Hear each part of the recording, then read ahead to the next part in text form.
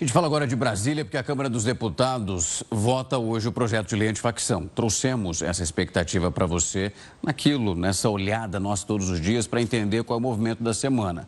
Esse texto foi apresentado pelo governo e passou por várias alterações sob o relator, que é o deputado Guilherme Derrite, do PP de São Paulo, e que faz parte da oposição. Essa proposta, ela prevê um aumento de penas para integrantes de facções que podem chegar até 30 anos de prisão. Bora para Brasília conversar com a repórter Ruth Moraes, do Portal R7, que tem os detalhes se esse texto ainda pode ser alterado, Ruth, antes da votação. Dá tempo ainda? 45 do segundo tempo? Boa noite para você, Algarte, para todos que nos acompanham. Pois é, não deve ser alterado. Tudo que a gente sabe até o momento é de que o parecer aqui, o último parecer, já é o 6º relatório protocolado por Guilherme Derrite, de que deve sim ser o texto base aqui protocolado pelo parlamentar.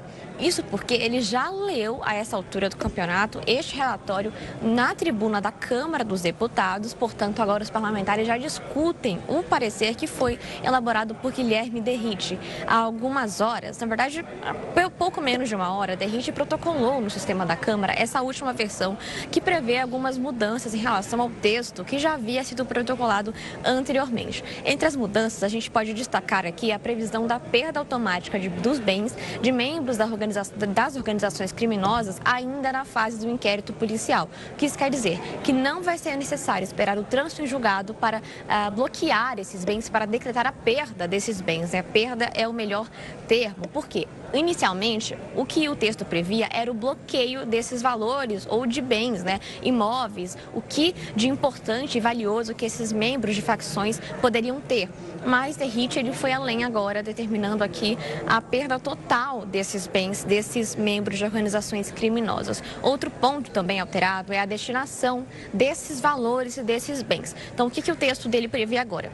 Que esses valores e esses bens serão destinados aqui para o Fundo de Segurança Pública do Estado respectivo, aonde essa investigação acontecer. Então, se for em São Paulo, vai para o Fundo de Segurança do Estado de São Paulo. E quando a Polícia Federal atuar em conjunto com as forças de segurança local, aí a Polícia Federal também vai ter direito a uma parte desse valor que vai ser destinado aqui ao Fundo Nacional de Segurança Pública, que é gerido pelo Ministério da Justiça. Inicialmente, a previsão era de que os valores fossem para o Fundo de Aparelhamento e operacionalização das atividades do fim da Polícia Federal. Mas, segundo o relator, esse foi um pleito do próprio Ministério da Justiça que pediu esse redirecionamento desses valores, desse montante. Outro trecho que foi incluído no parecer é de que os homicídios cometidos por membros de facções criminosas sejam julgados em primeiro grau de jurisdição por um colegiado de ministros. E outro trecho também é que as audiências de custódia, nesses casos, sejam realizadas, em regra, por videoconferência, salvo aconteça aqui uma determinação judicial para que seja uma audiência presencial. Derrite argumentou, por exemplo, neste ponto, que as audiências presenciais gastavam um montante de dinheiro público que poderia aqui ser economizado. Então, ele põe essa previsão no parecer final. Como nenhum desses pontos que foram modificados atende o pleito principal da oposição, que é a equiparação de facções a grupos terroristas, o Partido Liberal deve sim apresentar um destaque para incluir esse trecho no parecer final de Derrite. E líderes do Centrão consideram que o PL tem votos para aprovar essa alteração. Então, portanto, o que deve acontecer é votar o texto base e aqui o presidente da sessão deve encaminhar para a votação dos destaques e entre esses deve ser esse do Partido Liberal para equiparar facções a grupos terroristas. O partido vai precisar de pelo menos 257 votos para conseguir incluir essa modificação no texto e aqui o texto vai seguir para o Senado se for aprovado. Mas é importante lembrar que precisa de uma articulação com o Senado. Não adianta aprovar o texto aqui e chegar no Senado o texto ficar parado.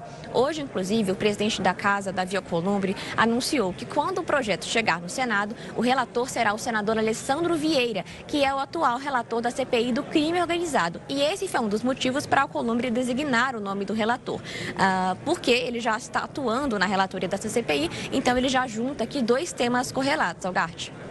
Pois é, Ruth, a gente sabe que esse projeto é super importante, principalmente nesse ano, 2025. 2026 tem eleição, então nós sabemos que qualquer ato que tem uma relação durante esse processo todo, obviamente, é uma paternidade de um projeto que todo mundo quer para si. Todo mundo quer ter um pedacinho, quer incluir alguma coisa para que possa utilizar pauta é fundamental, que é justamente o combate ao crime organizado. Mas é uma baita de uma bandeira de campanha. Então a gente sabe que por mais que essa coordenação ela aconteça no Senado, como você explicou muito bem, ela precisa ocorrer. Travar isso, obviamente, não é o que o Senado quer, mas é alinhar esses pontos para que nós não tenhamos ali nenhum tipo de captura que possa enfraquecer essas organizações, as instituições, como é o caso da Polícia Federal, ao que o governo federal, vemos então ontem o deputado Lindbergh dizendo que isso não pode acontecer, qualquer tipo de situação que deixe ainda mais delicado o papel desempenhado por essas instituições.